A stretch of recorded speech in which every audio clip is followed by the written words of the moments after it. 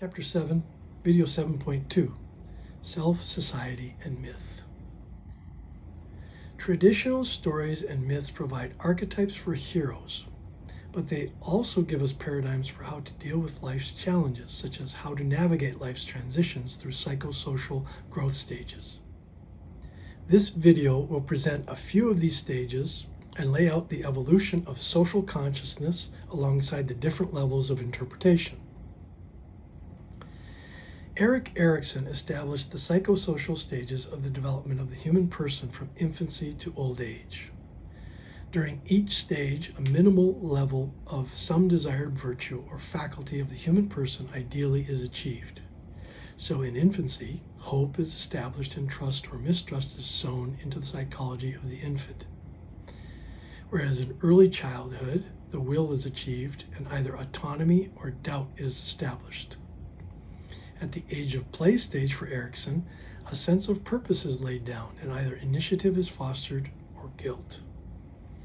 With more time at school age, other competences are developed and industry or inferiority are the fruits. Then, in adolescence, the sense of fidelity is achieved as either an achieved self-identity or identity confusion. In early adulthood, the exploration of love results in intimacy or isolation.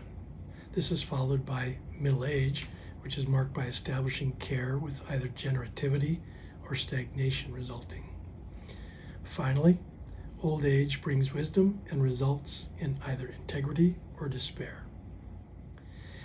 Erikson's psychosocial stages lay out what is ideally achieved by the individual self at each stage and names the results that should be achieved against the neuroses or feelings that could otherwise result from an imperfect formation at that stage.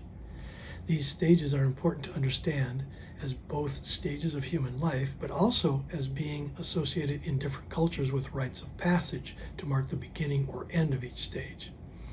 Along with the beginning or ending, there will be an accompanying rite, and very often, if not always, a story of a hero facing this stage and encountering the symbolic challenges, ultimately overcoming those challenges, and returning with the knowledge to thrive in the next stage. If we look at Thomas Keating's interpretation of the evolutionary stages of the development of human society, we can see how humanity follows a similar pattern of development of a social consciousness. While this model can be disputed, it remains useful to look at how it can be laid down beside Erikson's psychosocial stages and mapped against it. So in infancy, the reptilian brain and the Ouroboros image of the dragon eating its tail represents the base needs fulfillment of the infant. That stage gives way to the typhonic stage some 10 to 12,000 years ago, which marked the formation in society of emotions, separated self and body image of human consciousness that involved organized hunting. This could be mapped against Erikson's concepts of early childhood and age of play.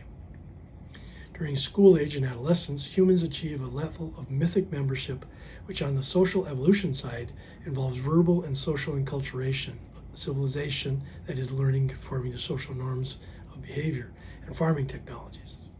Social consciousness then sees the mental egoic stage, which results in a full self-reflective consciousness of the human person as an individual or collective, ushering in the industrial and technological eras and their social consciousnesses.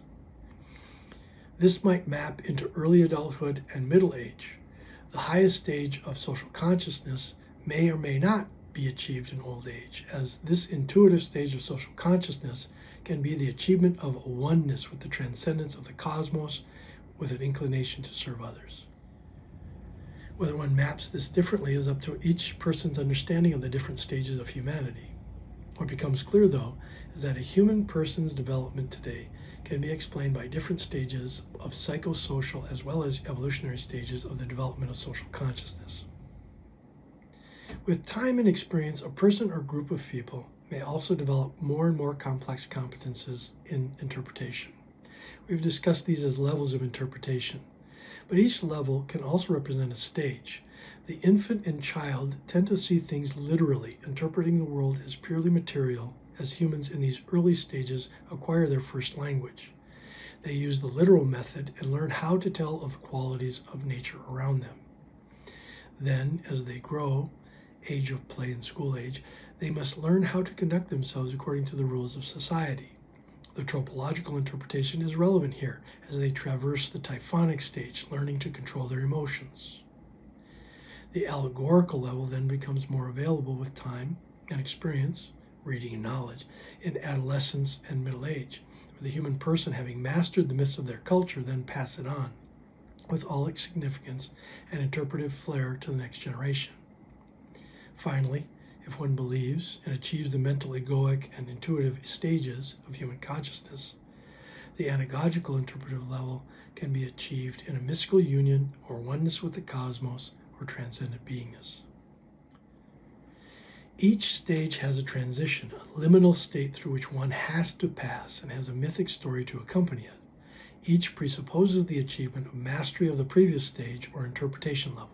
This chart ultimately may help a person see how to expect life to lay out given time and experience, and to see what's coming. When going through any of these stages, though, one must search one's cultural understanding in the myths and rituals available to help them through the times of suffering as the stages run their course.